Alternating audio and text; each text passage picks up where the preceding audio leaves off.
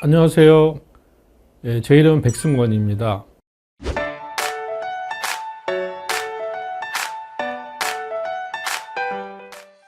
이번 시간에는 업무 경쟁력과 문해력에 대해서 살펴보겠습니다.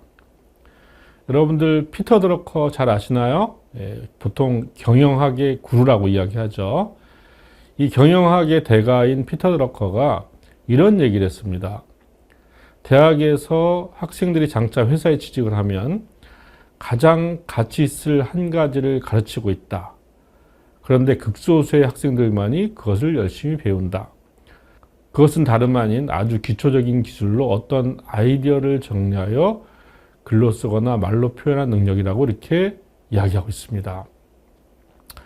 그 사람의 능력은 말이나 글로써 다른 사람에게 어떻게 영향을 미치는가에 딸려 있다고 이야기했고요. 또 지혜가 상승할수록 이 말과 글의 중요성은 더욱 커진다고 이야기를 하고 있어요.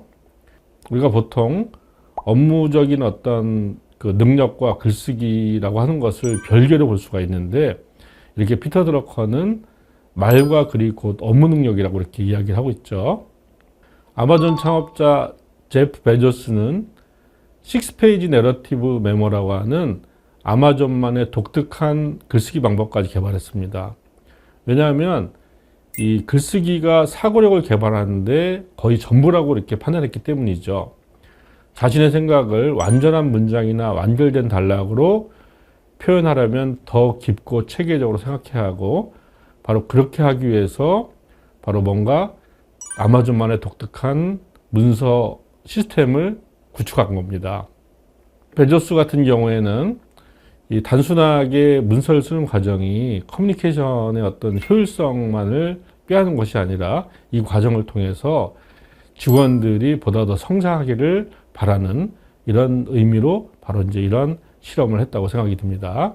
그만큼 이제 이 세계적인 기업에서도 글쓰기가 차지하는 어떤 위상이나 비중이 대단하다고 우리가 이 사례를 통해서 알 수가 있겠죠. 2005년에 미국의 전미가족학교 대학 장문위원회에서 이 장문상 수상자를 바로 이제 발표했는데요. 놀랍게도 세계적인 투자가 워렌 버핏이 투자자, 관료, 경제계 주요 인사들한테 보내는 연례 보고서가 바로 이제 수상자가 된 겁니다. 놀랍지 않습니까?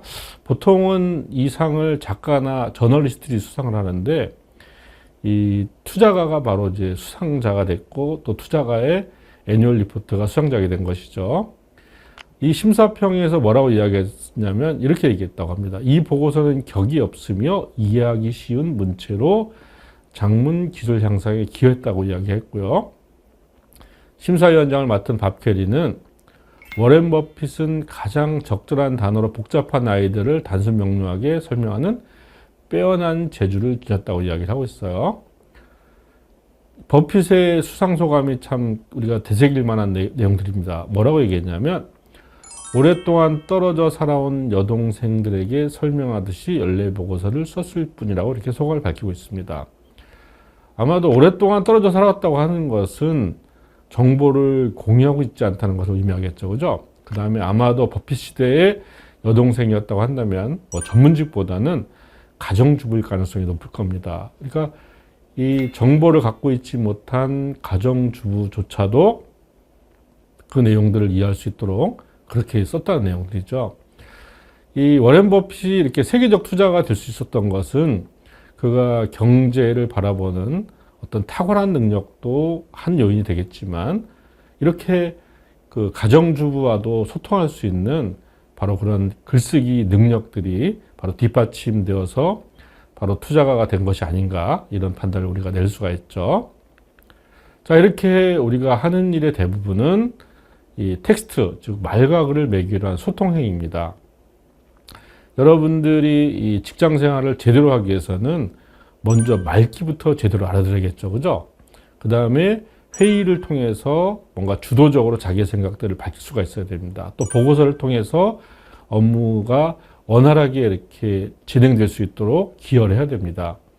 특히 다양한 전문 용어를 사용하고 기술 문서를 다루는 그런 업종 같은 경우에 바로 이 말과 글의 중요성은 더욱더 중요한 것이죠. 또 말과 글을 잘해야만이 직장 내에서 어떤 협력도 이끌어낼 수가 있습니다. OECD가 2013년에 이 국제 성인 역량 조사를 발표를 했는데요. 문해력이 높은 상위 12%의 사람들이 최하위 3.3%보다 60% 이상 높은 평균 시급을 받고 있었고 또 취업 가능성은 2배였다고 이야기합니다. 요즘에는 우리가 보통 이제 이 SNS의 시대 또 AI 시대라고 하지 않습니까?